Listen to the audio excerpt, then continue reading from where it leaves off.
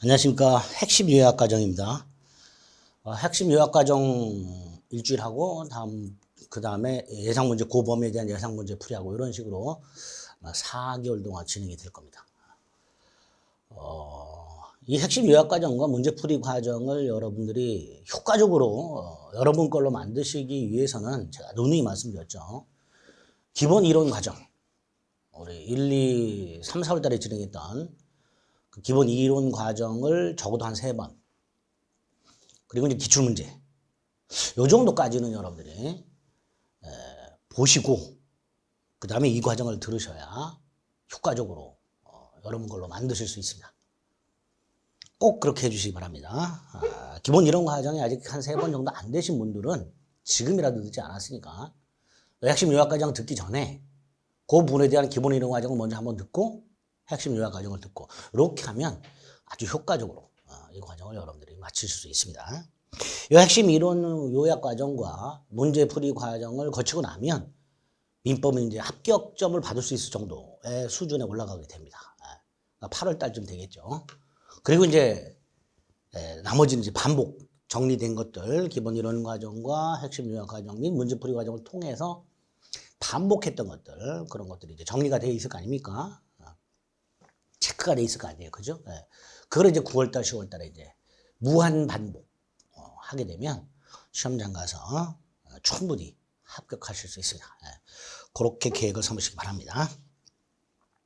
자, 핵심 이론 과정과 문제풀이 과정 이렇게 격주로 해가지고요. 각각 총 16주에 걸쳐서 진행을 할 겁니다.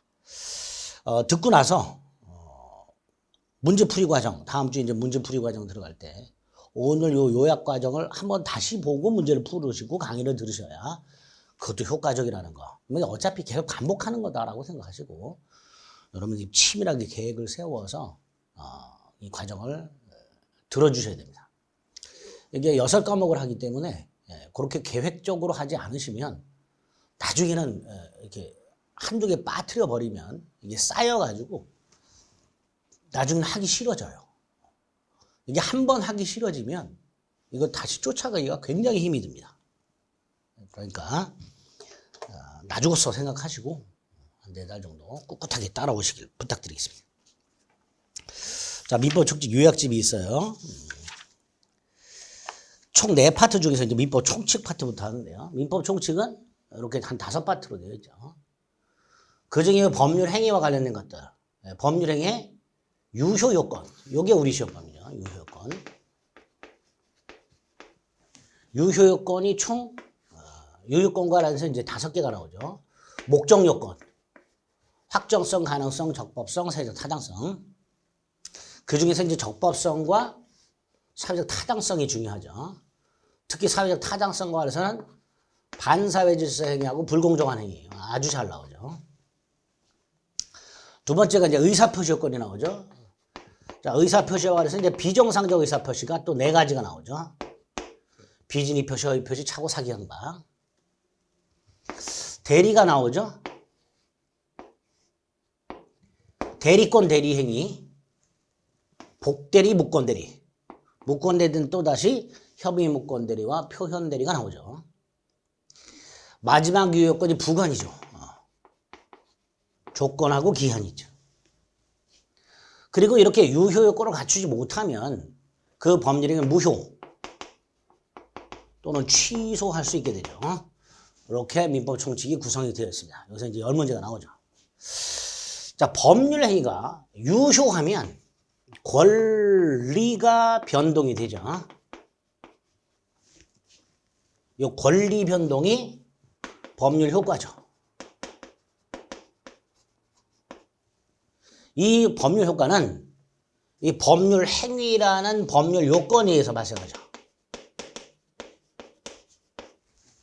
그리고 법률 요건은 법률 행위만 있는 게 아니죠. 법률 규정도 있죠. 이렇게 법률 행위와 법률 규정을 합쳐서 법률 요건이라 하게 되고요. 그 다음에 이 법률 요건을 구성하는 구성 요소가 있죠. 법률 사실. 그래서 민법 총칙의 핵심은 요건데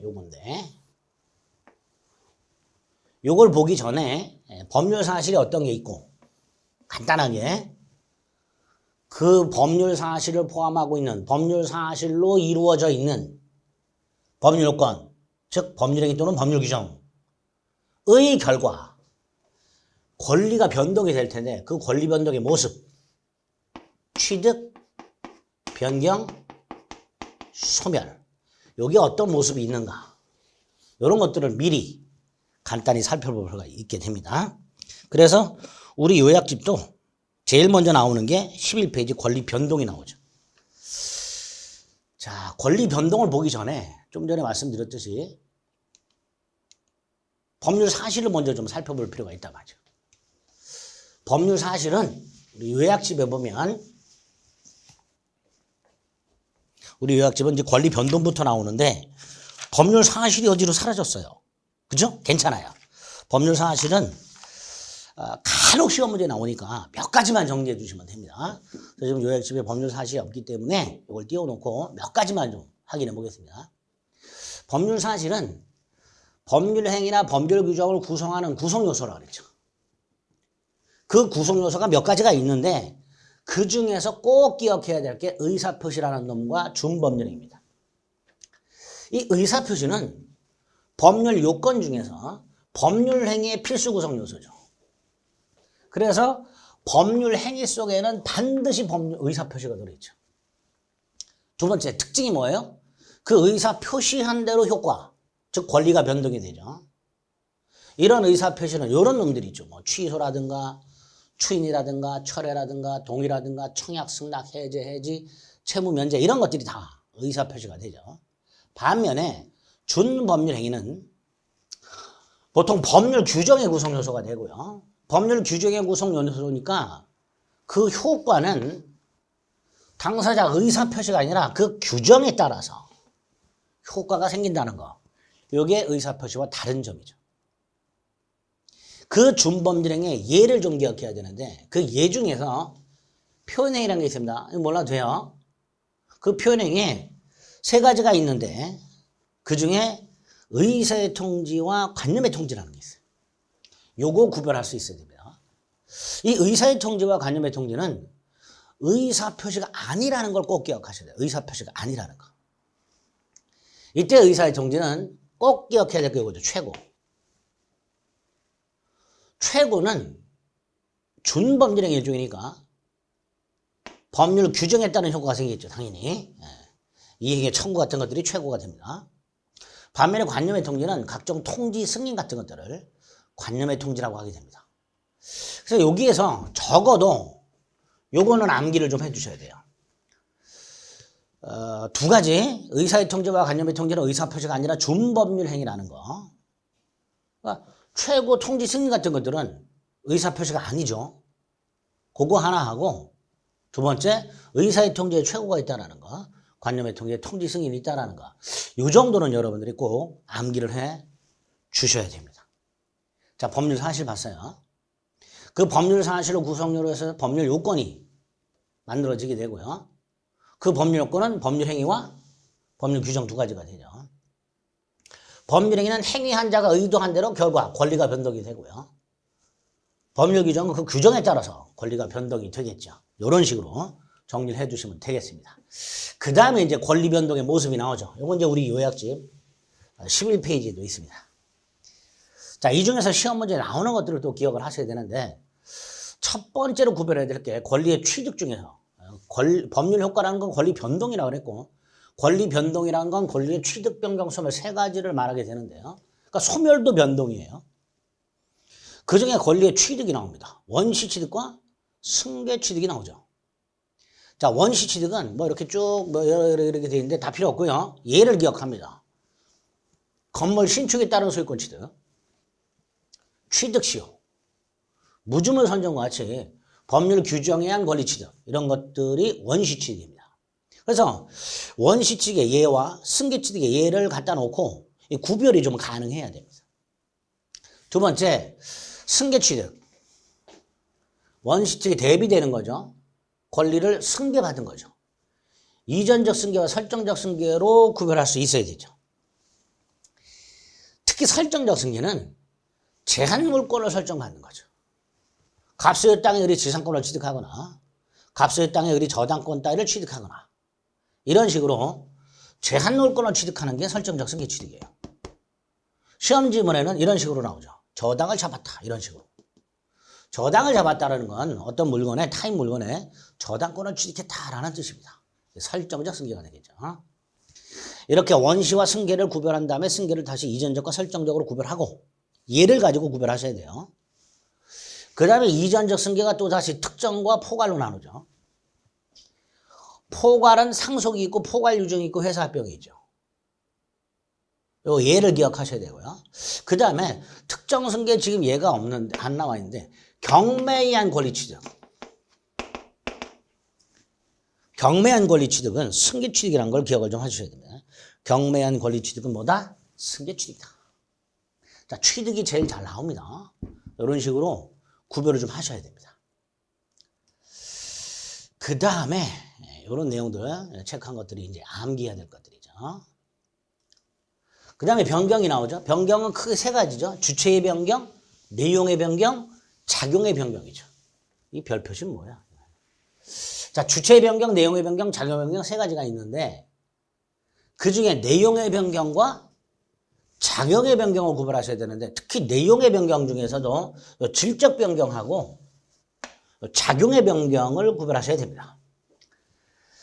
작용의 변경은 다른 말로 권리의 효력의 변경이라고도 하죠. 어쨌든 내용의 변경 중에 질적 변경과 작용의 변경을 구별하실 수 있어야 되는데 질적 변경에서 기억할 게 이거죠. 특정물 인도 청구권이 그걸 인도할 수 없게 됨으로써 손해배상 청구권으로 바뀌는 경우. 권리 자체가 바뀌었죠. 갑이 자신의 A 중고자동차를 을한테 팔았고요. 갑은 그 A 중고자동차를 인도할 의무가 있어요. 즉 을은 갑에게 A자동차 인도 청구권이 있습니다. 그런데 갑의 규착 사유로 그 A자동차가 멸실이 됐어요. 그럼 갑은 그 자동차를 인도할 수 없게 됐죠. 다시 말해서 을은 갑에게 그 A자동차 인도를 청구할 수 없게 됩니다. 대신 뭘 하게 돼요? 손해배상을 청구하게 돼요. 이런 게 질적 변경이고요. 물상대위는 아시죠? 갑소유 땅의 저당권을 갖고 있었는데 을이 땅이 수용이 된 경우 을은 더 이상 이 땅으로부터는 채권을 회수할 수가 없고 이 보상금으로부터 우선 변제받을 수 있죠. 이런 걸 물상대위라고 하게 되죠. 물상대위가 있게 되면 이 저당권이라는 권리의 객체가 땅에서 보상금으로 바뀌게 되죠. 이런 식으로 권리 자체가 변경이 되거나 권리의 객체가 변경이 되거나 이런 것들이 내용의 변경 중 질적 변경입니다. 얘를 두 개를 꼭 기억해달라. 특정물 인도 청구권이 손해배상 청구권으로 바뀌는 경우하고 물상 대위 이런 것들은 권리의 내용의 변경 중 작용의 변경이다. 내용의 변경 중 질적 변경이다. 질적 변경. 그 다음에 작용의 변경은 권리 효력이 바뀌는 건데 두 가지 역시 예를 기억해야 됩니다.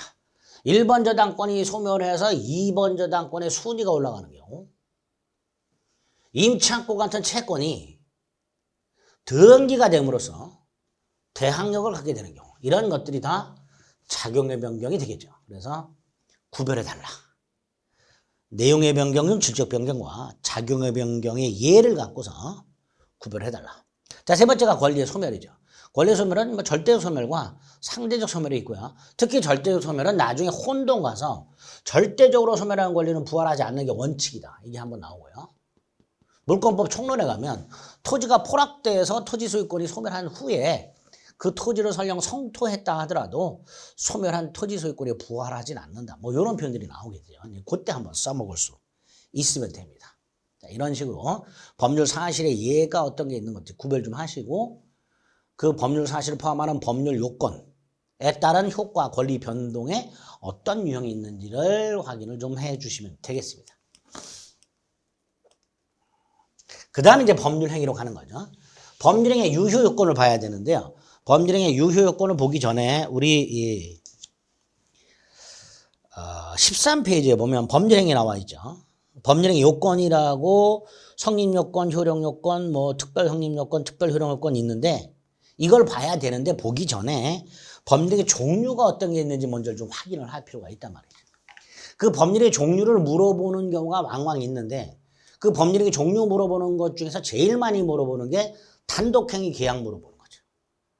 단독행위하고 계약은 그 법률행위, 법률행위 의사표시가 몇 개 들어있는가에 따라서 구별하는 거죠. 의사표시가 딱 하나 들어있는 게 단독행위죠. 2개 이상 들어있는 게 계약이고요. 그래서 단독행위하고 계약을 구별하는 문제가 간혹 나오죠. 이때 계약의 종류로 나오는 게 요거죠. 합의해제, 계약이죠. 매매 예약, 계약이죠. 채무 인수 가로 넣고 계약입니다. 그러니까 합의해제, 매매 예약, 채무 인수는 암기를 좀 해두셔야 돼요. 다음 중 단독행위가 아닌 것은 이런 식으로 문제가 나왔을 때 답으로 나올 만한 게 요 합의해제, 매매 예약, 채무 인수 계약 같은 것들입니다. 이렇게 단독행위와 계약을 구별하시고 그 다음에 단독행위를 또다시 상대방 없는 단독행위와 상대방 있는 단독행위로 구별할 수 있어야 되죠. 이게 제일 많이 나옵니다. 상대방 없는 단독행위를 골라라. 상대방 있는 단독행위를 골라라. 이런 식으로 최근에 문제가 잘 나오니까 상대방 없는 단독행위, 있는 단독행위 구별하시되 외울 게 있죠. 상대방 없는 단독행위 뭐가 있는가? 유언 있죠? 유증도 있죠? 이것도 최근에 나오죠. 유증. 유언, 유증 이런 것들이 상대방 없는 단독행위입니다. 그리고 재배담법인 설립행위 기억하셔야 되죠. 동산 소유권 포기, 골동품 소유권 포기 이런 것들 상대방 없는 단독행위라는 것 기억하셔야 됩니다.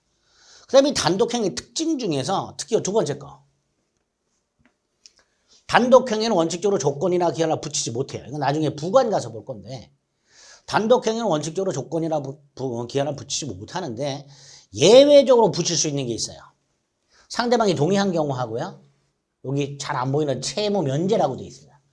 상대방이 동의한 경우하고 채무 면제 같은 것들은 단독행위지만 조건을 붙일 수 있다. 이런 예외를 좀 기억을 해 두시면 되겠습니다. 13페이지에 나와 있죠. 요약집에. 13페이지 하단에 보면 법률행위 종류라고 단독행위와 계약 구별해 놓은 걸 확인을 꼭 좀 해 주실 필요가 있습니다. 자, 그 다음에 중요한 게 법률행위 유효 요건이죠. 자, 법률행위 유효 요건을 보기 전에 전체적으로 뼈대를 좀 잡아야 되죠. 13페이지. 여기다 써야 되겠다. 법률행위의 요건. 법률의 요건은 크게 두 가지죠. 성립 요건하고 유효 요건 또는 효력 요건이라고 하죠. 이 성립 요건과 유효 요건이 공통적으로 두 종류가 있죠. 모든 법률 행위에 공통적으로 필요한 요건이 일반적 요건이고요. 어떤 특정한 법률 행위에 필요한 게 특별 요건이죠. 총 4가지가 있죠. 이렇게. 그 내용이 13페이지이죠. 자, 일반적 성립 요건은 3가지죠. 당사자가 존재할 것, 목적이 존재할 것, 의사표시가 존재할 것. 이 일반적 성립 요건이 갖춰야 될 효력 요건이 일반적 유효건이죠. 당사자는 능력이 있을 것, 목적이 확정성, 가능성, 적법성, 사회적 타당성을 갖출 것, 의사와 표시가 일치하고 하자가 없을 것. 이게 일반적 유효건이 되죠. 특별 유효건 2가지 기억하시면 되죠. 혼인에 있어서의 신고하고요. 계약금 계약에서 계약금 교부와 같이 요물 계약이 성립하려면 계약금 교부와 같은 이행이 있어야 되죠. 급부가 있어야 되죠.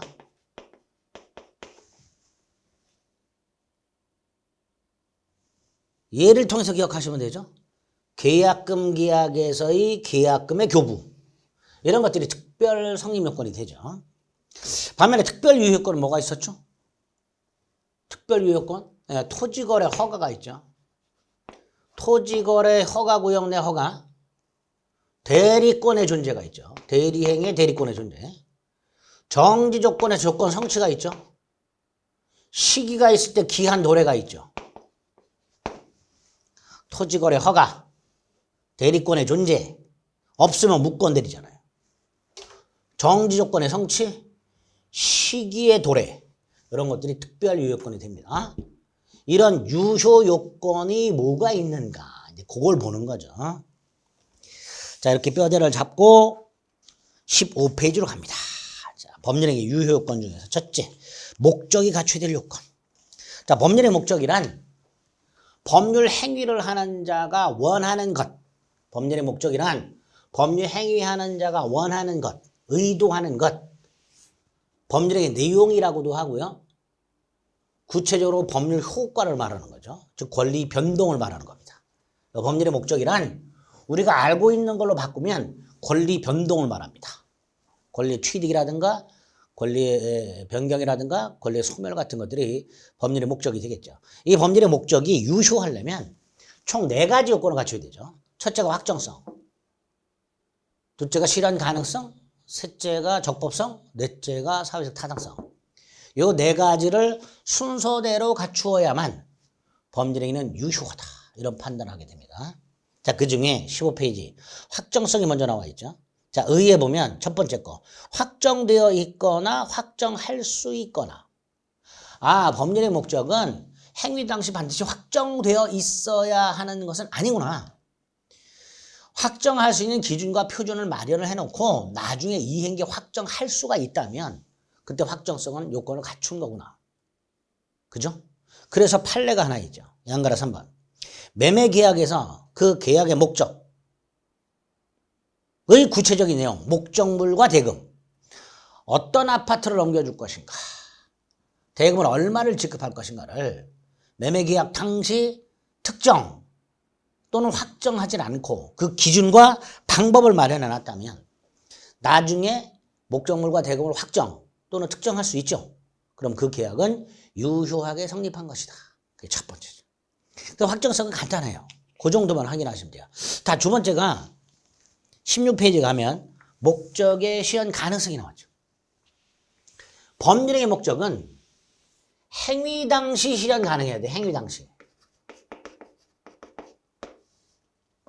행위 당시를 기준으로 실현이 가능해야 돼요. 따라서 행위 당시 불가능. 그럼 무효가 되는 거죠. 행위 당시 불가능을 뭐라고 해요? 원시적 불능이라고 하죠.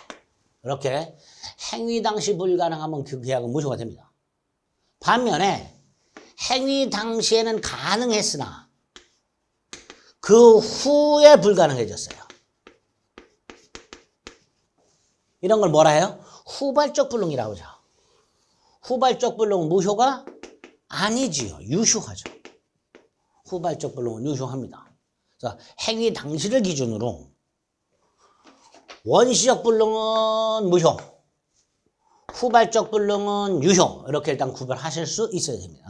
두 번째, 행위 당시를 기준으로 가능하냐 불가능하냐를 뭘 갖고 판단해요? 사회통념.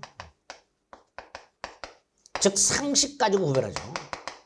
그러니까 설령 행위 당시에 물리적으로 가능하더라도 물리적으로 불가능하다 하더라도 그럼 물리적 불가능하면 당연히 무효죠.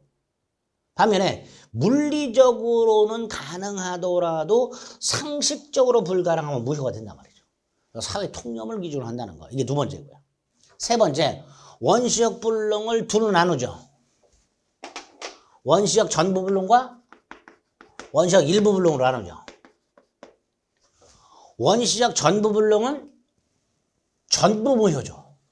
전부 무효가 되면서 535조 계약 체결상의 과실책임이라는 손해배상 책임이 적용될 수 있죠. 꼭 기억하셔야 되죠. 원시적 전부 불능은 무효이면서 계약 체결상의 과실책임이 적용될 수 있다. 반면에 원시적 일부 불능은 원칙이 전부 불능 전부 무효죠. 그래서 계약 체결상의 과실책임으로 갈 수 있죠. 반면에 예외적으로 일부만 무효, 일부만 불능으로 할 수 있죠. 왜? 137조가 적용이 돼서 원시적 일부 불능은 원칙적으로 전부 불능, 전부 무효. 그러니까 계약 체결상의 과실책임이 성립할 수 있겠구나. 이렇게 되겠죠. 반면에 예외적으로 일부만 무효로 할 수도 있죠. 그리고 부당이득 반환 청구하면 되죠. 그 일부 무효 부분에 대한 부당이득 반환 청구로 가면 될 겁니다. 다만 요 원시적 일부 불능 중에서 매매와 같은 유상계약에서 수량을 지정한 매매인데 아파트 매매처럼 수량이 부족한 경우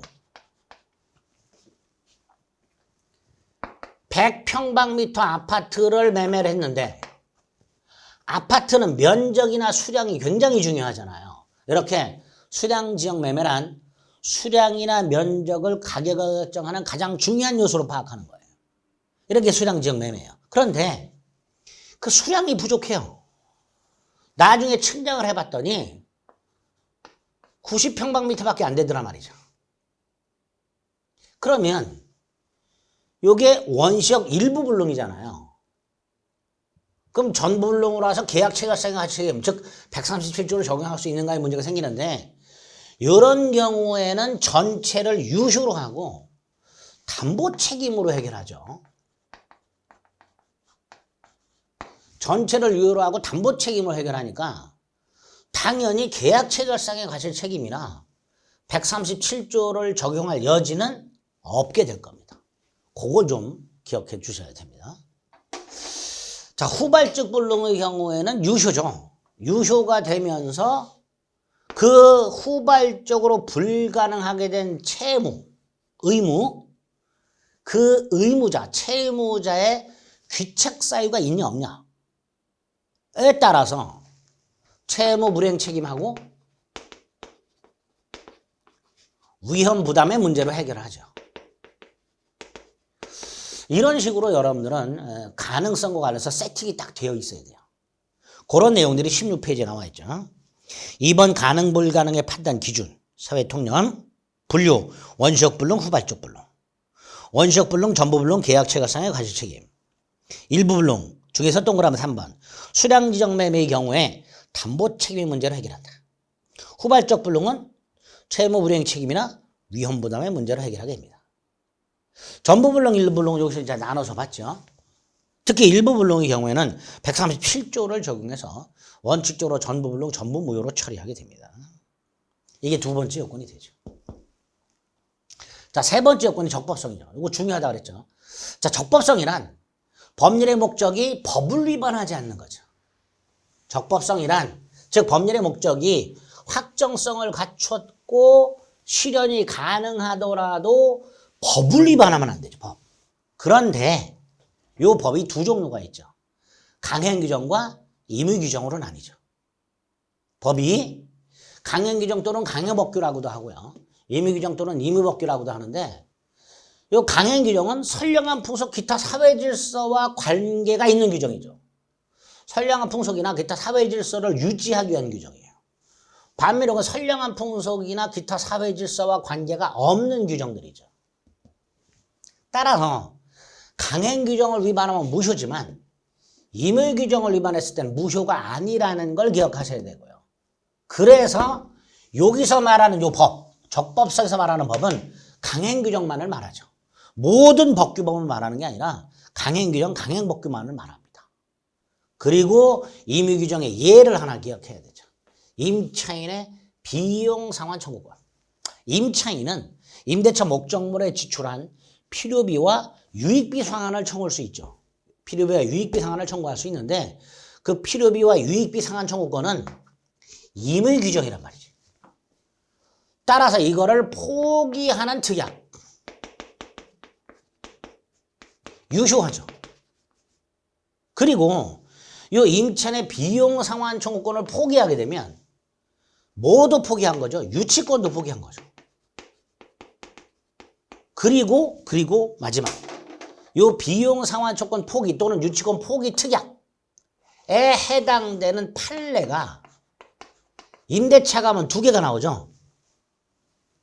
판례가 하나가 뭐예요? 임차인은 나중에 물건 원상 복구하기로 한다. 원상 복구 약정.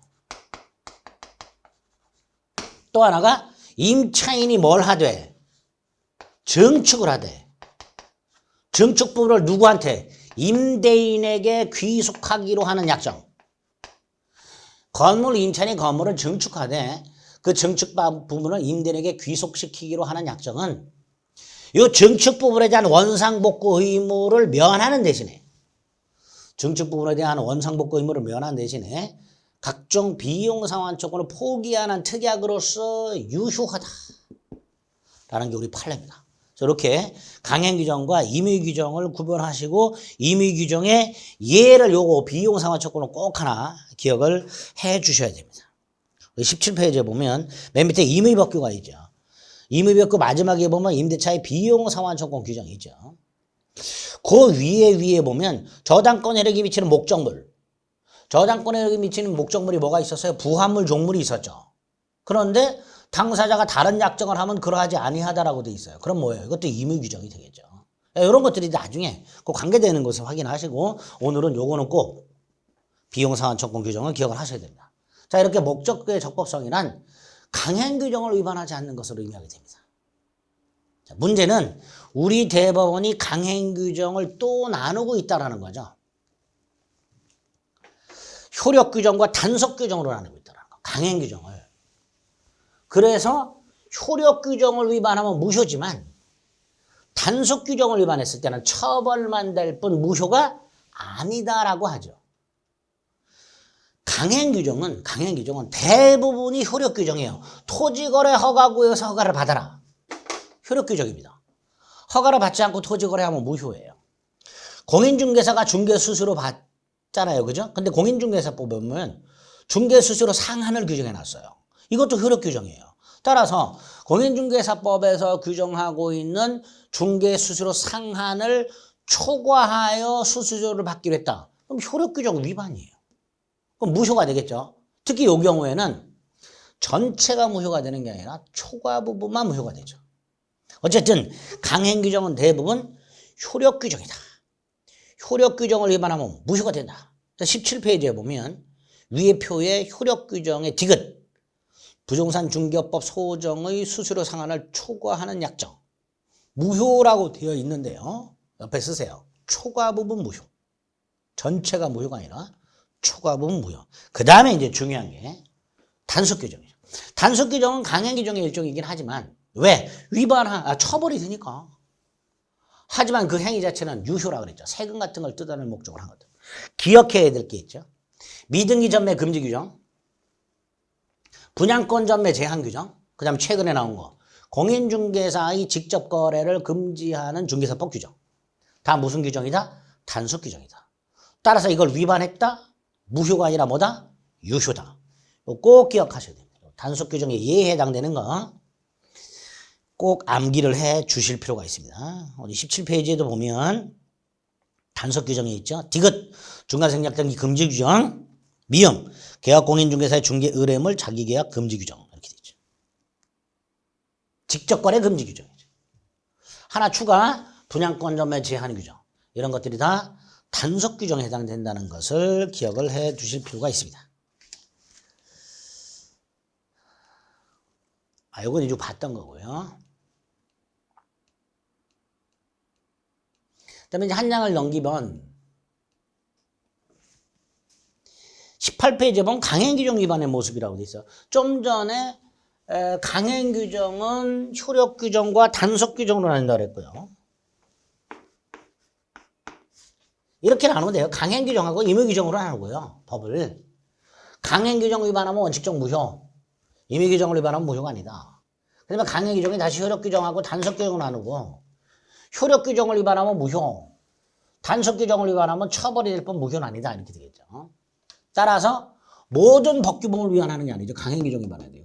강행규정을 위반했을 때 언제나 무효가 되는 건 아니죠. 단속규정이 있기 때문에. 그래서 임의규정의 예를 기억하고 단속규정의 예를 세 가지를 기억하시고요. 그리고 나서 요거 효력규정을 위반했을 때 무효라 그랬죠. 그 무효는 절대적 무효예요. 일단 절대적 무효라는 말이 나오면 두 가지를 떠올리세요. 추인 안 돼. 전환 안 돼. 물론 요 전환은 예외가 있어요. 불공정한 행위. 불공정한 행위도 절대적 무효이긴 하나 그래서 추인이 안 돼요. 그러나 전환은 되죠. 써야 되겠다. 단 불공정한 행위는 전환은 된다. 이거 예외가 되겠죠. 어쨌든 절대적 무효 그러면 무효행위 추인. 이게 뭐죠? 139조. 전환 138조. 이런 거 안 된다. 이런 거 하고요. 또 하나가 선의의 제3자에게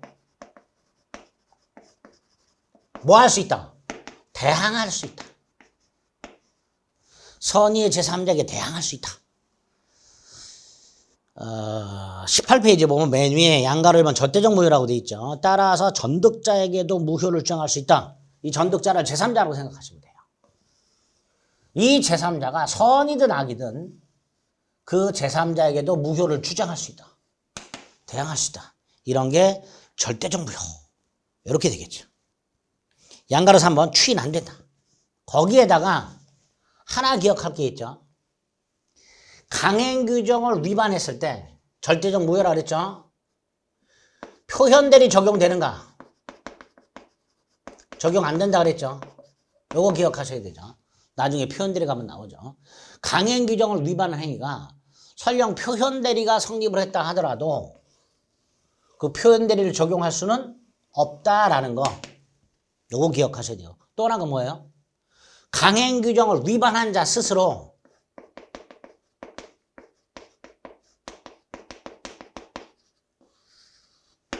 강행 규정을 위반한 자 스스로 자신의 행위가 강행 규정에 위반하여 무효다 라고 주장할 수 있다 없다? 있다. 강행 규정을 위반한 자 스스로 자신의 행위가 강행 규정에 위반되어 무효다라고 주장하더라도 신의칙을 위반한 게 아니다. 금반원의 원칙을 위반한 게 아니다. 강행 규정을 위반한 자 스스로 자신의 행위가 강행 규정에 위반하여 무효임을 주장할 수 있다. 두 가지 추가되는 지문이 있습니다. 요거 머릿속에 넣어두시기 바랍니다. 요약집을 체크하시되 요약집에 없는 걸 제가 말씀드린 건 나중에 뒤에 다 나와요. 뒤에 다 나오는데 관계되는 것을 한 번 더 확인하시라는 의미에서 두 가지 추가해서 말씀드린 거예요. 강행 규정 위반 행위가 설령 표현대리가 성립한다 하더라도 표현대리 적용하지 않는다라는 거 하고요. 강행 규정을 위반한 자 스스로 자신에게 무효를 주장하는 것은 괜찮다라는 거 하고요. 목적의 적법성에서는 이 정도 내용들을 확인해 주시면 되겠습니다. 자, 제일 중요한 게 사회적 타당성이죠. 범죄의 목적이 확정되어 있고 확정성을 갖췄고 그 다음에 실현이 가능하며 그 다음에 강행 규정을 위반하지 않았다 하더라도 사회적 타당성을 갖추지 못하면 무효가 되는데요. 이 사회적 타당성과 관련해서는 103조 반사회 질서 행위하고 104조 불공정한 행위가 나오죠. 아주 중요하죠. 자, 103조 반사회 질서 행위에서는 첫 번째로 뭐가 나온다 그랬어요? 제일 많이 나온다 그랬어요, 이거. 어떤 거? 반사회 질서 행위에 해당하는 경우와 해당하지 않는 경우. 우리 대법원에 의할 때 대법원 즉 판례를 물어보죠. 우리 대법원에 의할 때 반사회 질서 행위에 해당하는 것과 해당하지 않는 것을 구별하라. 이거 아주 중요하죠. 두 번째가 이중매매죠. 부동산 이중매매를 어떻게 처리하는가.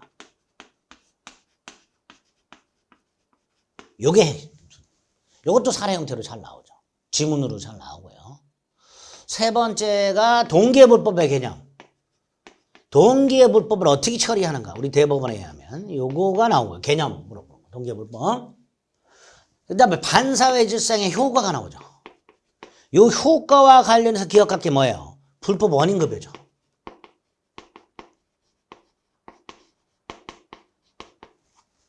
부착 계약을 하면서 증여를 했다. 아파트를 사줬다. 자동차를 사줬다. 돌려받을 수 있다. 없다. 없다. 왜? 불법 원인급여가 적용되기 때문에 부당이득 반환 청구할 수 없다. 이렇게 되죠. 그래서 사회적 타당성에서 제일 중요한 게 반사회 질서행위고요. 반사회 질서행위에서 요 한 4가지 정도 여러분들이 정리를 좀 해두실 필요가 있습니다. 불공정한 행위는 조금 이따 말씀드릴게요. 일단 반사회 질서행위. 그래서 우리 교재도 18페이지에 보면 목적의 사회적 타당성이 나오고요. 1번에 103조가 나왔습니다. 그 103조에 2번에 판단 요건이 나와 있죠. 그 판단 요건에 보면 동기부불법이 나와 있어요. 하나, 둘, 셋, 넷, 5번째 디귿. 표시되거나 상대방에게 알려진 범죄 등의 동기가 반사회 질서적인 경우 이렇게 돼 있죠. 즉 동기의 불법은 원칙적으로 반사회 질서가 아니에요. 원칙적으로 반사회 질서가 아니야. 근데 예외적으로 반사회 질서 행위가 되는 경우가 있더란 말이죠. 어떤 경우? 거기 나와 있는 거. 그 상대방에게 표시가 되거나 알려진 동기가 반사회 질서적인 경우. 그러면 그 전체가 반사회 질서가 됩니다. 동계불법 하나 개념이 나올 거예요. 19페이지 보면 판단 기준 시기는 당연히 행위 당시가 될 것이고요. 그 다음에 4번 뭐라고 나왔어요? 사회 질서 위반 행위. 사회 질서에 위반하는 것들이 이런 것들이 쭉 나온단 말이죠. 그리고 사회 질서에 위반하지 않는 것들이 쭉 나오게 됩니다. 사회 질서에 위반하는 것과 위반하지 않는 것 구별하셔야 되는데 특히 사회 질서에 위반하지 않는 것 중에서 우리 암기해야 될 것들이죠. 반사회 질서가 아닌 것들. 갑자기 환해졌어요. 바탕이. 자, 반사회 질서가 아닌 것들을 암기를 하셔야 되는데 반사회 질서가 아닌 거 제일 많이 나오는 게 뭐예요? 이거죠. 강제집행을 면할 목적으로 허위의 근저당권 설정하는 행위. 허위라는 말이 나오면 뭐예요? 허위 표시죠. 108조. 103조가 아니라 108조가 적용돼서 무효가 되죠. 동그라미 2번. 이 동그라미 2번은 18페이지에 있죠. 18페이지에 우리 요약지 18페이지 밑에서 네 번째 줄을 보면 이렇게 돼 있죠. 법령의 성립 과정에 불법적 방법이 사용된 것에 불과한 경우 이렇게 돼 있죠. 법률행위 성립 과정에 이 법률행위가 뭐냐면 증여예요.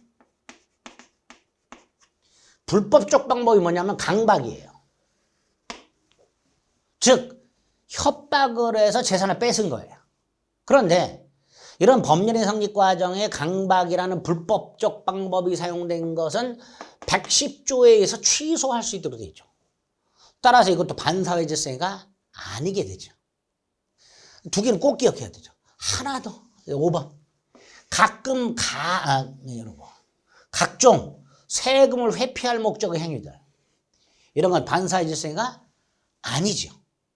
그래서 1번, 2번, 5번은 꼭 기억하셔야 되고요. 3번은 전통적으로 잘 나왔던 거죠. 비자금을 조성하는 건 반사회적 행위예요. 하지만 그렇게 조성된 비자금을 소극적으로 은닉하기 위하여 임치, 어디다가 은행, 차명계좌 따위에 넣어두는 거 이런 것들은 반사회 질서가 아니죠. 전통사찰 주지직을 거액을 주고 양도 양수하는 약은 반사회 질서 행위예요. 그런데 그렇게 거액을 주고 양수한 사람을 주지로 임명하는 행위는 반사회 질서가 아니죠. 구별해서 3번, 4번 확인하시고 6번 부정행위를 저지른 남편이 부인에게 용서의 대가로 아파트를 넘겨주면서 부부관계가 유지되는 동안 즉 이혼하지 않는 한 그 아파트 처분하지 말아달라라는 제한이 붙은 약정. 반사회 질서가 아니죠. 7번 근로자를 해외 파견하면서 그 경비를 회사가 부담하되 귀국 후 일정 기간 근무하면 그 경비 반환 채무를 면제해 주기를 하는 약정. 8번 형사사건 성공보수 약정은 반사회 질서이지만 민사사건 성공보수 약정은 반사회 질서가 아닙니다. 무허가 건물 임대차 계약 반사회 질서가 아니죠. 10번 도박자금을 빌리는 거 반사회 질서 행위고 그걸 갚는 것도 반사회 질서 행위예요. 그런데 어떻게 갚았냐? 도박자금 빌린 사람이 빌려준 놈에게 부동산 매각 권한을 위임, 즉 대리권을 주고 그 도박 채권자가 도박 채무자의 대리인으로서 그 부동산을 매각하는 행위. 이건 반사회 질서가 아니죠. 부척 관계를 끝내면서 생활비 주는 거, 양육비 주는 거. 증언을 하면 대가를 지급하는데 그 대가가 사회통념상 허용한 대로 초과하지 않는 경우. 그럼 반대로 사회통념상 허용한 대로 초과하면 그때는 반사회 질서행위가 되겠죠. 자, 이런 식으로 반사회 질서행위인 거 아닌 거 이거를 좀 구별을 해 주실 필요가 있다는 거. 자, 반사회 질서행위는 다시 한번 반사회 질서행위인 거 아닌 거 중에서 아닌 거 지금 정리해서 암기했습니다. 이중매매는 조금 이따 할 거고요. 동계불법 개념 잡았습니다. 불법 원인급여 개념 잡으시면 돼요. 그중에 지금 두 개를 살펴봤습니다. 반사회 질서가 아닌 거 암기했고요. 그다음에 동계불법 어떻게 처리하는지 봤습니다. 그리고 나서 19페이지 부동산 이중 매매를 어떻게 처리할 것인가. 요거 사례 형태로 출제가 되는데요. 요거는 시간을 좀 달리해서 살펴보도록 하겠습니다. 네, 수고하셨습니다.